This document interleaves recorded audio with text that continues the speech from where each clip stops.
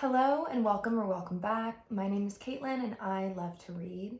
Today I was actually planning on doing a completely different segment where I wanted to do a full book review of Juniper and Thorn. I wanted to do a secondary portion of the video where I created a food that was featured pretty heavily in the book. Now I got all of the groceries. I had my friend Holly coming over. She was going to do it with me.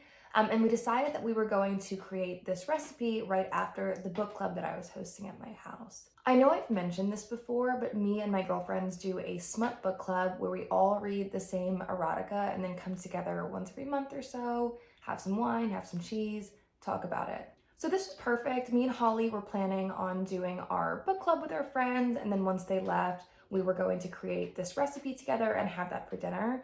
But we got way too drunk. It was honestly hazardous. I swear to God, if we breathed too close to an open flame, my house would have exploded. Book clubs, who knew? So it didn't work out. We're gonna postpone that for next week. And I decided to do instead my TBR, the books that I want to read that I have and that I'm going to order in the near future. And I am actually really excited to do this video. So I have a ton of books on my TBR that I'm really excited about reading. Most of them are fantasy and thrillers and a little bit of romance here and there as well. So the first book I want to talk about is Tress of the Emerald Sea, and I've heard amazing things about this book. Now, truthfully, I have no idea what it's about, but I know that Brandon Sanderson is supposed to be the fantasy guy. He's a powerhouse of fantasy. My sister-in-law is actually a huge fan of Brandon Sanderson, and I think she has great taste. Now, she reads a lot of his series, and this, as far as I know, is a standalone book, so it seemed like a good fit for me to start reading him, to be introduced to his works. So like I said, I have no idea what this book is about, and actually a lot of the books on my TBR are like that. I don't really know the plot. I just heard either word of mouth that they're great, or I've seen it on the internet, or the covers caught my eye. So the inside of this says that this is a riveting tale that will appeal to fans of Princess Bride, and that was one of my all-time favorite movies growing up, so I'm excited to read it. The book summary says, the only life Tress has known on her island home in an emerald green ocean has been a simple one, with simple pleasures of collecting cups brought by sailors from faraway lands, and listening to stories told by her friend Charlie. But when his father takes him on a voyage to find a bride and disaster strikes, Tress must stow away on a ship and seek the sorceress of the deadly midnight sea. Among the spore oceans where pirates abound, can Tress leave her simple life behind and make her own place, sailing a sea where a single drop of water can mean instant death. Interesting. So you can see when you open the book, they've got this wallpaper-esque art with little cups on it. So I guess these are the cups that she is probably going to collect in the novel, and then a little bit of artwork here, and this probably is her with her cup. So this sounds super cute. I'm really excited to read this. It'll probably be actually the next book that I read, so expect to see it in future videos once I finish it and I review it. It does seem very Treasure Planet to me, just based on the synopsis in here, and I love The Princess Bride, so I'm optimistic that this is going to be a 5-star read, hopefully. We will see. Okay, next I have A Fate Inked in Blood by Danielle Jensen, and this looks like it's going to be the first in a series. I don't know how many books she is expecting to have in the series. Again, the cover art is just gorgeous. Now the insert for this says, a shield maiden blessed by the gods battles to unite a nation under a power-hungry king, while fighting her growing desire for his fiery son in this Norse-inspired fantasy romance. I like fantasy romance. I'm really looking forward to this. I feel like this romantasy genre has been so hit or miss for me though, and I have heard mixed things about this book, so I'm not exactly sure what to expect with it. I do also really like Vikings and Norse mythology, so I'm looking forward to reading this as well. Okay, next I have The Fury by Alex Michaelides, and I picked this book because I am going on my honeymoon in about a month, and Dan and I are going to go to the Greek island, so this book is set on a Greek island. It is a murder mystery, if I'm not mistaken.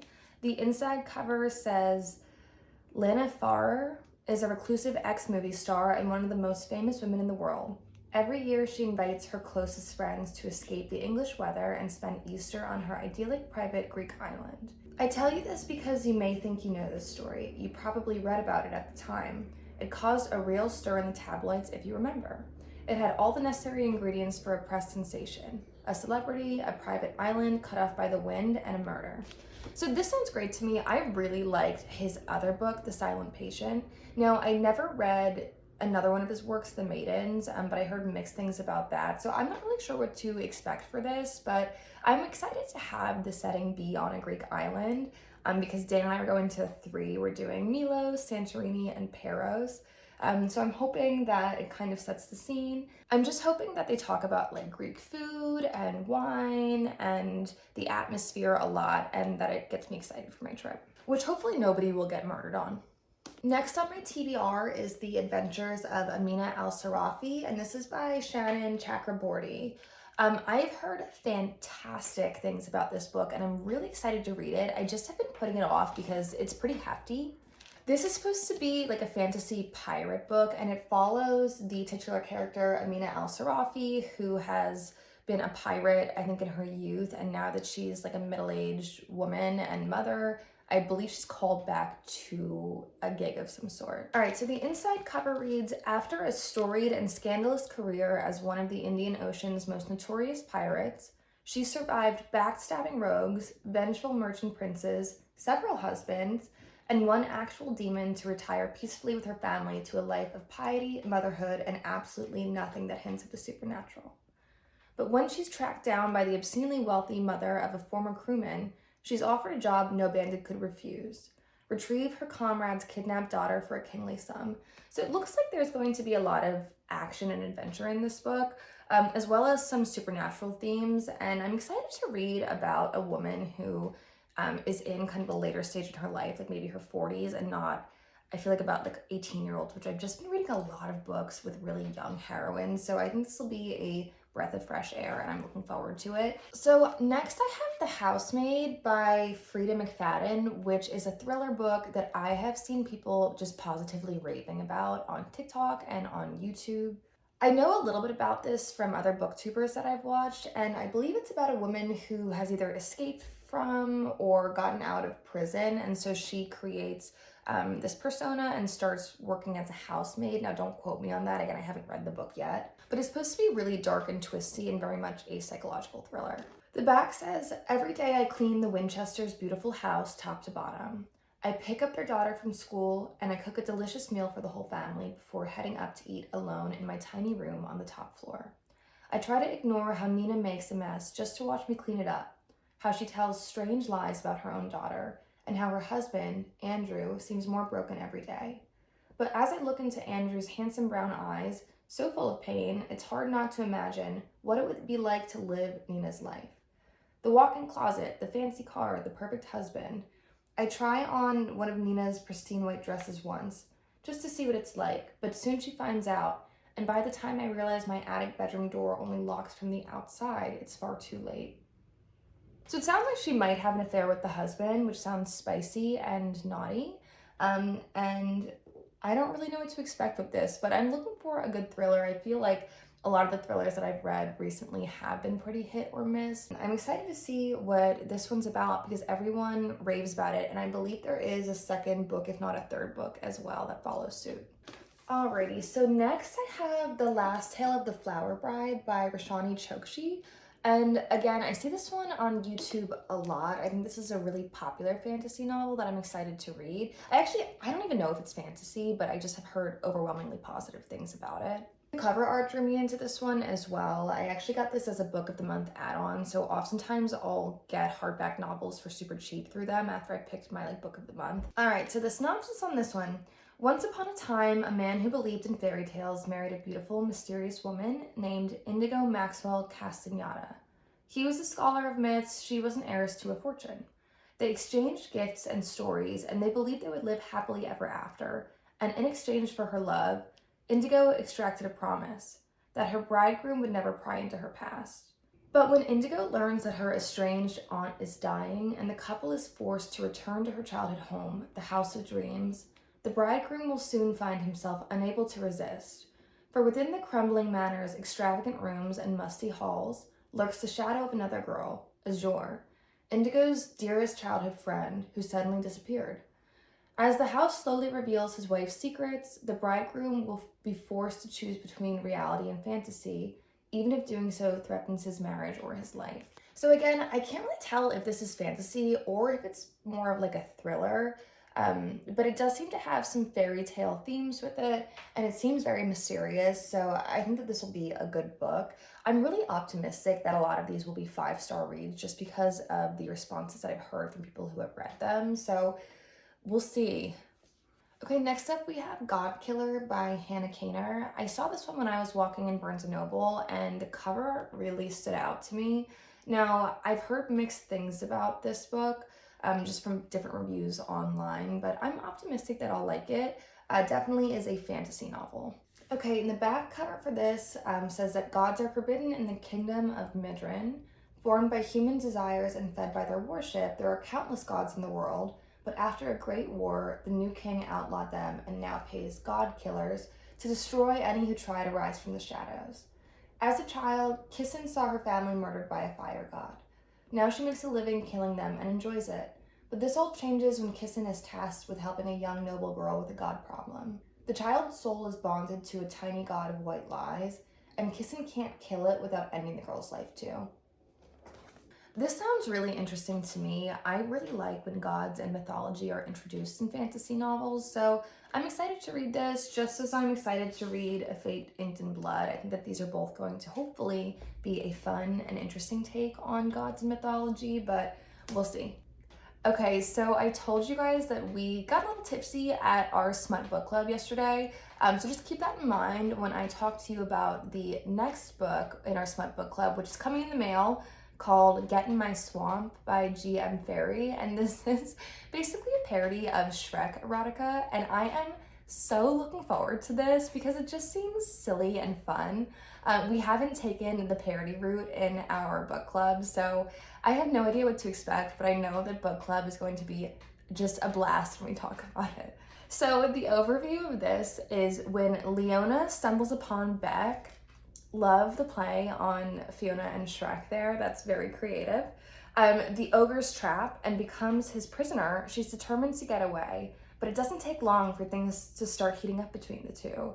Beck is trying to protect her, and Leona can't help her body's reaction to the buff green monster. Stupid. Okay. The lines between captive and captor become blurry, and the passion becomes a raging fire neither of them can put out. I cannot wait to read this book, and I can't wait to talk to you guys about this book. We also picked Corrupt by Penelope Douglas for another month, and I'm excited to read that. I've only read one book by Penelope Douglas, and that was Credence, which was the most unhinged shit that I've ever read. That book is a crime against humanity, so I don't really know what to expect with Corrupt, but if it's anything like Credence, it's going to be wild. I'll just read the beginning of the synopsis since it's kind of long. I was told that dreams were our heart's desires. My nightmares, however, became my obsession. His name is Michael Christ. My boyfriend's older brother is like that scary movie that you peek through your hand to watch. He is handsome, strong, and completely terrifying. The star of his college basketball team, and now gone pro, he's more concerned with the dirt on his shoe than me, but I noticed him. I saw him, I heard him, the things that he did, and the deeds that he hid. For years, I bit my nails, unable to look away. Now I've graduated high school and moved on to college, but I haven't stopped watching Michael. He's bad, and the dirt I've seen isn't content to stay in my head anymore, because he finally noticed me. I don't really know what to gather from this. Maybe it's like, is she a stalker? I'm not sure. But we will be reading that, and we're meeting in June, so I'll have read by June. I also have a few books coming in the mail that I haven't quite gotten yet, but are going to be at my TBR, and they're already in the works. One of which is Murder Road by Simone St. James. Again, I'm just kind of itching for a good thriller, and I've really liked Simone St. James's books in the past. She usually does these like dual perspective, very like paranormal kind of mystery thrillers, and I thought that they were very enjoyable every single time I've read a book of hers. So this one is set in the 90s, which I am a 90s baby, and I'm looking forward to the throwbacks. It says, April and Eddie have taken a wrong turn. They're looking for the small resort town where they plan to spend their honeymoon. When they spot what appears to be a lone hitchhiker along the deserted road, they stop to help. But not long after the hitchhiker gets into their car, they see the blood seeping from her jacket and a truck barreling towards Atticus Line after them. When the hitchhiker dies at the local hospital, April and Eddie find themselves in the crosshairs of the Cold Lake Falls police. Unexplained murders have been happening along the Atticus Line for years, and the cops finally have two witnesses who easily become their only suspects. As April and Eddie start to dig into this history of the town and that horrible stretch of road to clear their names, they soon learn that there is something supernatural at work, something that could not only tear the town and its dark secrets apart, but take April and Eddie down with it all. Again, I just like things that go bump in the night. It's just campy and fun and a little spooky. So I'm really looking forward to reading this. I loved her Sundown Motel book, which was, again, very spooky and ghosty as well. So I'm hoping this is just as good. I also picked for my book of the month of April Dragonfruit by Makiia Lucier. And I've never heard of her or her works, but this has got a 4.36 on Goodreads. What is that? It's a young adult romantic fantasy inspired by Pacific Island mythology. And just look at the cover. I mean, is this not gorgeous? Look at those tiny little bats. They are so stinking cute. So I'll read part of the synopsis of this, but it seems really quest-driven, which I love books that are like a quest. Hanalei of Tamarind is the cherished daughter of an old island family. But when her father steals a sea dragon egg meant for an ailing princess, she is forced into a life of exile. In the years that follow, Hanalei finds solace in studying the majestic sea dragons that roam the Nomi Nomi Sea, until one day an encounter with the female dragon offers her what she desires most, a chance to return home and to right a terrible wrong. I can't wait to read this book. I've been actually really pleasantly surprised with some of the young adult novels I've read, so I'm hoping that this one really delivers. Okay, next I have A Short Walk Through a Wide World by Douglas Westerbeke. Now this one is advertised to be The Invisible Life of Addie LaRue meets The Life of Pi, and those are two 5-star novels for me, so I'm hoping that this is just as good as I'm expecting it to be. So this follows Aubrey and her adventurous life as she journeys the globe trying to outrun a mysterious curse that will destroy her if she stops moving. So there's apparently a curse that stops her from being in the same place more than once, so she has to continue to outrun this curse, and she can't go back to a place that she's been before. I guess this poses the question, what is life worth if you are not around to make lasting relationships, no lasting career? You are just kind of traveling through the world. I'm hoping that it showcases a lot of really cool places in the world and gives us a little wanderlust while we're reading it. But I don't really know what to expect with this book. I've also ordered a couple of books that I will probably kind of push back until I read the ones that I just spoke about. One of them is Darling Girls by Sally Hepworth. We have The Familiar by Leigh Bardugo. And That Time I Got Drunk and Saved a Demon by Kimberly Lemming. And I keep suggesting that one to my book club, but nobody's into it, so I'll probably just read that anyway in the next couple of months. Thank you guys so much for watching. I hope you guys join me next week for that reading recipe that I will eventually get to, and I hope that it is so good. But if you enjoyed, subscribe, and I will see you soon.